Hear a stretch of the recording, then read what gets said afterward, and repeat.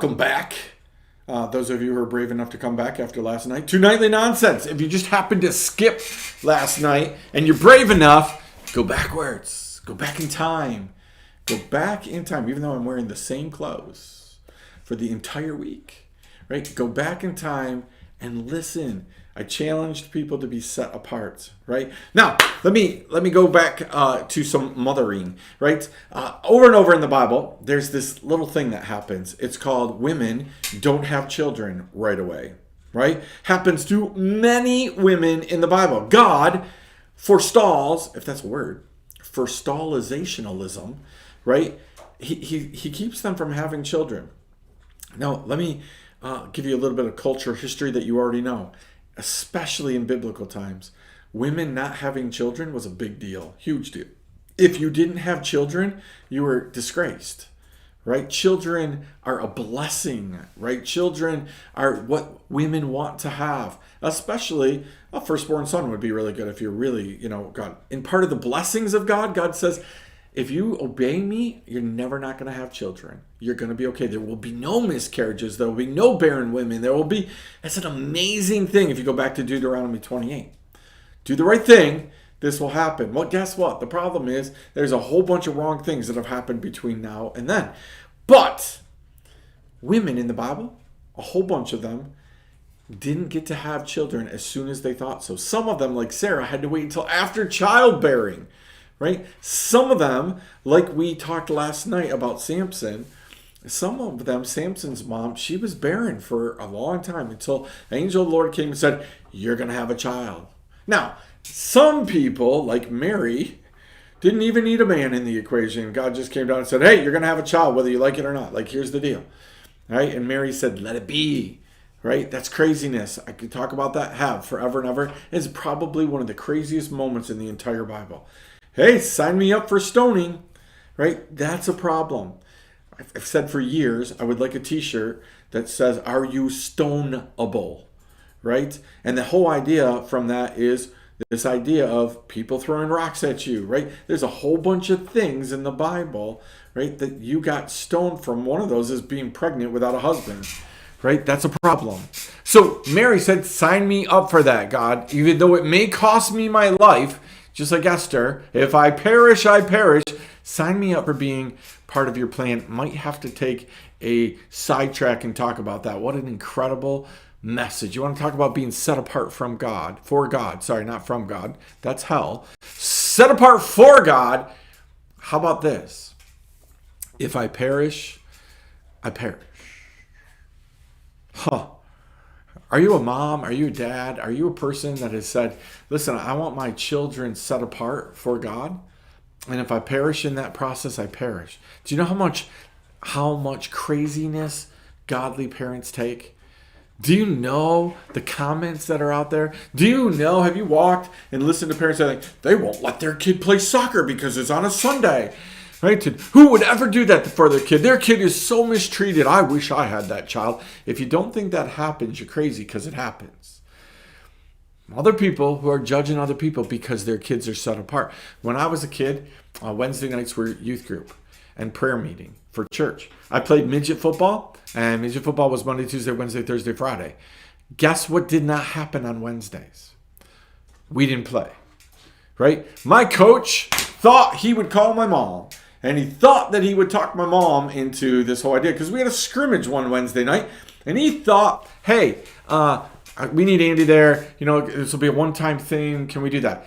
And so my mom, being a woman who set me apart for God, my mom, of course, said, absolutely, sir. That would be great. I would love my son to go to football practice. No, you know what my mom said?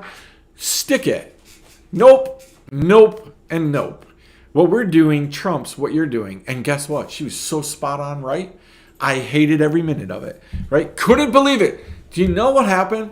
That coach was so taken abackly impressed by the whole thing. He called and we moved the scrimmage. Right? He moved the scrimmage to another night. Not because I was that important. Because somebody had made a stand and said, you know what? No, what's important to us trumps what's important to you. My kid is set apart for us. Are you a parent? Done that? When's the last time that you went to a coach and said, if I perish, I perish? My kids hate me, if the other kids hate me, if the parents hate me, if the school administration hates me, I don't care because God has told me this is important. The second you compromise one time on what God has said is important, you will start compromising time and time and time again. It's why God says, don't do it. Don't do it. Do not compromise. Do not start, because when you start, you will not be able to. The second you make one moment in time more important than what God has said, and you're like, well, God didn't say my kid has to go to youth group. Oh really? He didn't say train up a child in the way he should go. He didn't say give them instructions. Well, they can get it anywhere else time. So great. Why can't they miss the soccer game and go to youth? Why can't they get their soccer training at a different time? Why can't they get their soccer game in at a different time? Why is it that it only works for Christianity, that we can get God a different time, but we can't get soccer a different time? We can't get work a different time. We can't give... Why? We can't get sleep a different time. We got to sleep in on Sunday because we were up late doing what we wanted to do on Saturday night. So, I got to steal from God because he hasn't given me enough other time throughout the week. Let me remind you of a principle. Hopefully you can make some sense out of this. I know it sounds like I'm ranting the last 2 nights, because I am. Right? Part of motherhood is this idea of, if I perish, I perish. I'm going to do what God has called me to do. Right? So let me give you a object lesson that you've heard before. There are 168 hours in a week. God demanded that he be given the first fruits of everything. Guess what that means?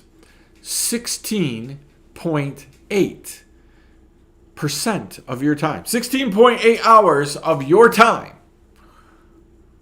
should be set apart for God.